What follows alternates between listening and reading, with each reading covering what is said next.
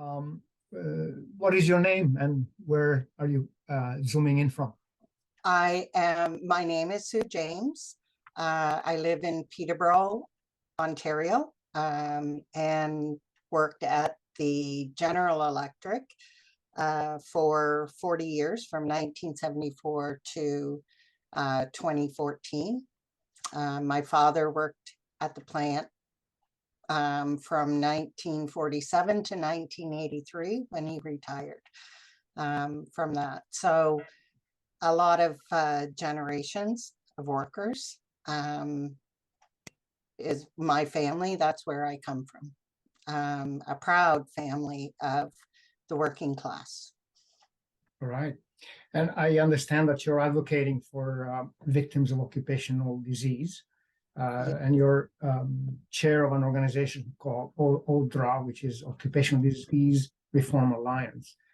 Tell me about this coming together of different families that were affected by occupational disease.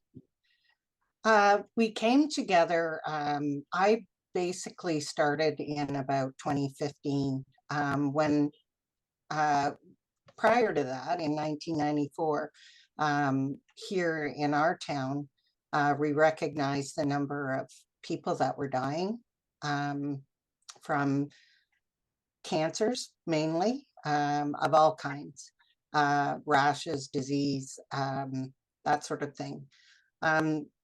So we came together because we recognized that there's something wrong. There's something wrong either with our community of why we have so much disease. In 2020, we came together with the help, actually, it was when we had the Italian delegation came over from Italy, and we recognized, and many of these clusters from across Ontario, Sarnia, Sault Ste. Marie, Kitchener, Peterborough, we all gathered at the final of that, and really our stories were all the same. Our communities were broken, they were suffering ill health, and we recognized that we weren't alone anymore, that many communities have suffered across Ontario, particularly with the industrialization that started in the early in the 20th century. And many of these industries have shut down, moved away, or gone offshore. And we still have communities that are suffering to this day with long latency issues of cancer. And so the Occupational Disease Reform Alliance came together to share those stories, to share those experiences, and try to find a way forward for particularly the widows and widowers, family members that are all left, not knowing how to navigate through this system. So GE is a huge company, one of the biggest in the world. It left Peterborough. Did it try to clean up the workplace and make it safer? What happened with that?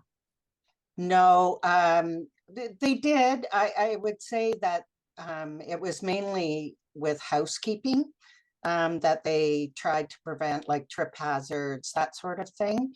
But occupational disease and the carcinogens that were in that plant were rarely talked about. And it was not a metric that they talked about. It wasn't until the late 80s, early 90s, when WMIS came in, that you were told you needed to label a lot of these containers that contain the chemicals. But people, you know, we had no reason to believe that we were going to be affected by these chemicals. I have a newspaper report, Peterborough Works, it was called, put out Works News every week. And it was from the GE. And in July 3rd, 1953, I was reading an article. It says, asbestos, a friend to mankind. And it touts how wonderful asbestos was. So, you read that, you don't think, oh, well, that doesn't harm me. That's not going to harm me. Again, in 1979, another Works News article in Peterborough, it says that CGE hair dryers are no threat to your health. Handheld hair dryers sold in Canada by Canadian General Electric have been given a clean bill of health by Consumer and Corporate Affairs Canada in Ottawa. After testing the GE products, the Health Protection Branch of the Department of National Health and Welfare announced that the very small amounts of asbestos released by the dryers are no greater than normal background levels found in city air. So I imagine I imagine that workers who ended up first feeling reassured that everything was okay, and then developed cancers and other occupational disease must have felt betrayed by that time. That is absolutely. The betrayal was so great, and that betrayal hasn't come forward until this century, where workers became more readily knowing what was occurring, and the outcome, the evidence is the workers themselves, and actually the death count of so many in our communities. And I've talked with many workers, widows, who say they go to treatment in Kingston or Toronto, and they always express the same thing, is that they say, oh, we get a lot of workers from Peterborough. Why is that? I think we have so many questions about why, and who do you hold accountable? Who is accountable for this? Is it the corporations? Is it the WSIB? Is it our government? And we are trying so hard. The whole injured workers community is trying to say, we just want accountability. What's the experience of people going to the board and saying, I have an occupational disease, please give me justice? What do they encounter? What are some of the things that you've heard? It's very difficult. I've heard from widows who maybe didn't work in the workplace, so they don't have a connection. If I talk to the workers, they ask me, why should I bother? I'm fighting for my health. I'm fighting to stay alive. And I think one of the things that really impresses me is, or stays with me, is the fact that when a worker calls me up and he or she will say, what do I do next? What do I, you try to encourage them to stay strong and go to the WSIB. Now, many of the people that I talk to within the WSIB will say, everybody gets cancer. Well, not everybody gets cancer when you've worked in a workplace for 20 to 40 years, perhaps, and working with all these carcinogens. So I find that really demeaning to the workers. A lot of them, of the claims that they have shared with me, the denials, talk about non-occupational factors rather than the number of carcinogens that they worked with. You know, so the fact that, oh, you maybe smoked, that's a big factor. When you look at what's in smoking, many of the carcinogens in smoking are what we worked in and every day.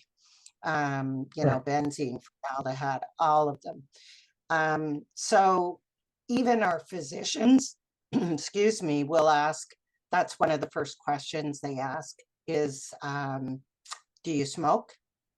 Do you drink a lot of alcohol? Have you been eating your leafy greens, or have you been, do you eat a lot of red meat? Rather than say, where did you work? What did you work in? So that's the frustration for we've tried to paint a picture of what it was like working particularly throughout the 20th century in industry. No matter the sector, mining, steel, manufacturing of all kinds of components. So that's the frustration, is it just feels like they're not listening, or they don't have the ability to know what it was like working in these settings. So you, despite all the odds, you're still fighting on. You're still advocating for change. Yes. You haven't given up, even though you're dealing with a lot of obstacles. What needs to change, and what keeps you motivated instead of just saying, I give up? Yeah, we can't give up. We cannot give up. We have to continue to be a voice. Now, I know that the injured workers have put through, you know, suggestions, solutions. So has ODRA. You know, we have 4 solutions that we put out there that we think would make a huge difference in the lives and the compensation for occupational disease. And they are, if you don't mind me listing them, Go for it. Is to compensate occupational disease claims when workplace patterns exceed the levels in our community. So, you know, you're getting lots of lung diseases, you're getting lots of brain and different cancers, blood, neurological effects. So we want them to recognize that. And that use the proper legal standard, not scientific certainty, because science is not absolute. And the evidence of the workers that have become injured and ill is huge.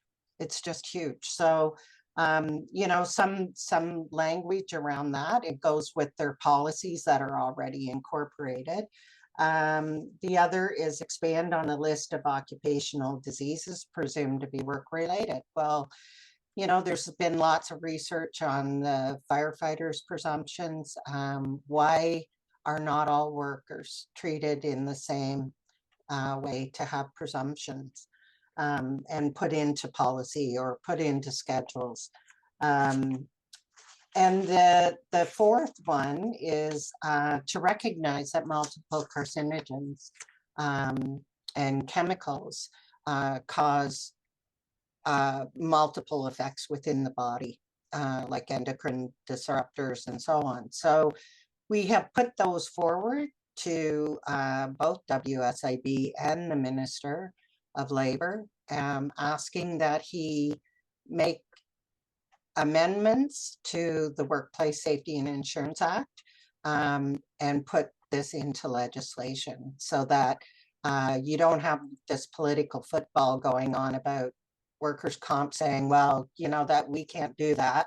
And then the ministry says we're at arm's length and we can't do that. That's the WSIB. So the workers are getting shuffled from one to the other. So all I would say is that there is a strong movement between the injured and ill workers community.